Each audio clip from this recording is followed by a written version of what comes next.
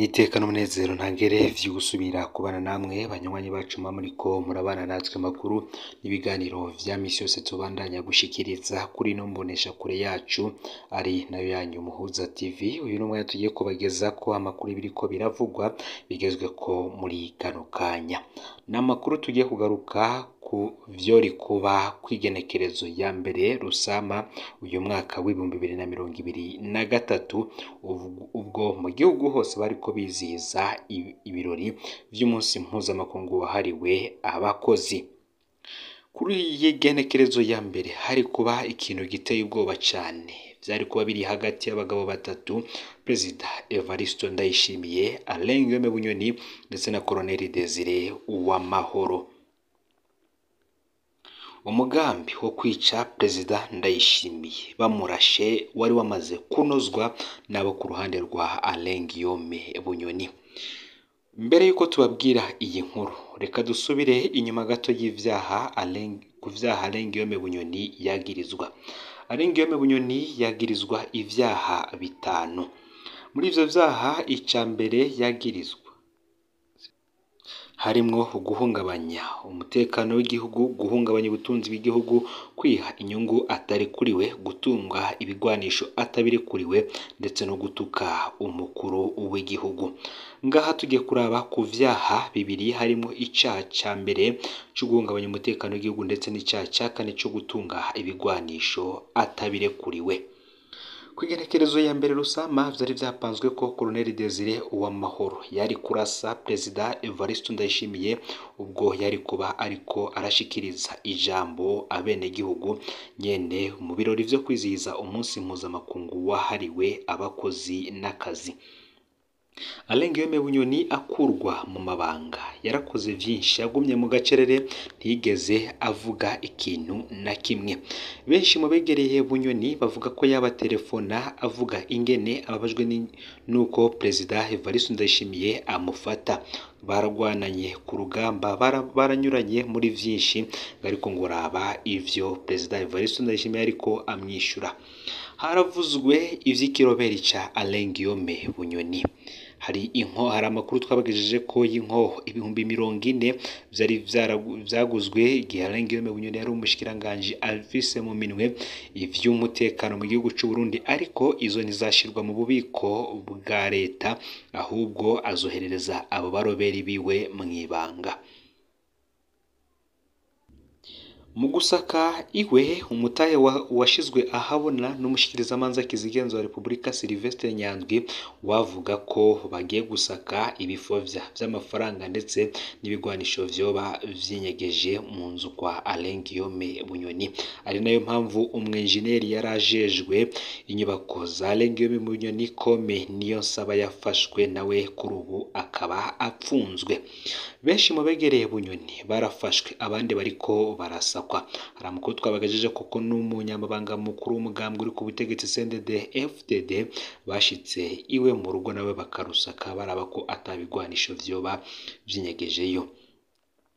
Muri Rusama kwigenekerezo ya 13 Rusama umwaka w'2015 Colonel Desire Uwamahoro yari mu bafatwa n'ubutegetsi nk'intwari zananije abagerageje gutembagaza Perezida Nkurunziza. Muri ubu kwezi kwa Rusama uyu mwaka w'2023 Colonel Desire Uwamahoro ari mw'ibohero rikuru rya Gitega.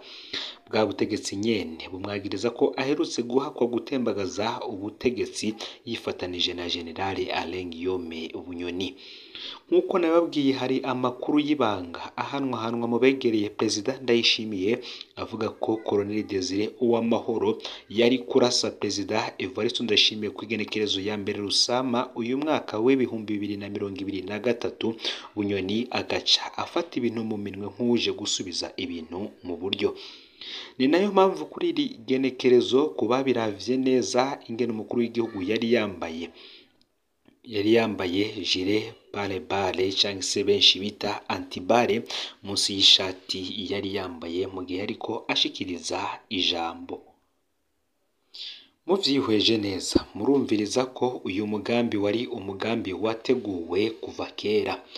vyatanguye kuvugwa mu mwaka uheze w'ibihumbi 2022 bavugamwo ivyo gutembagaza ubutegetsi bwa Perezida Ndayishimiye, ariho haduka imvugo benshi bamenye harimwo imvugo zakoreshwa n'umunyamabanga mukuru w'umugambwe uri ku butegetsi CNDD FDD avuga ivya Samuragwa, bavuga ivy'amaconco, ni vyinshi vyavuzwe na Apotre Isidore Mbayahaga avuga ivy'igifyoti, ni vyinshi vyavuzwe.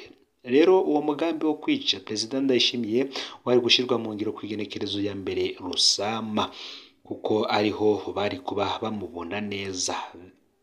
Inkoho yari kuba iri mu minwe ya Colonel Desire Uwamahoro, ari nayo mpamvu nawe yahagaritswe bwa mbere bakirondera Bunyoni, agahita afatwa atanahandi hantu abanje kunyura nko kuraba umuryango wiwe n'ibindi vyinshi bigiye bitandukanye.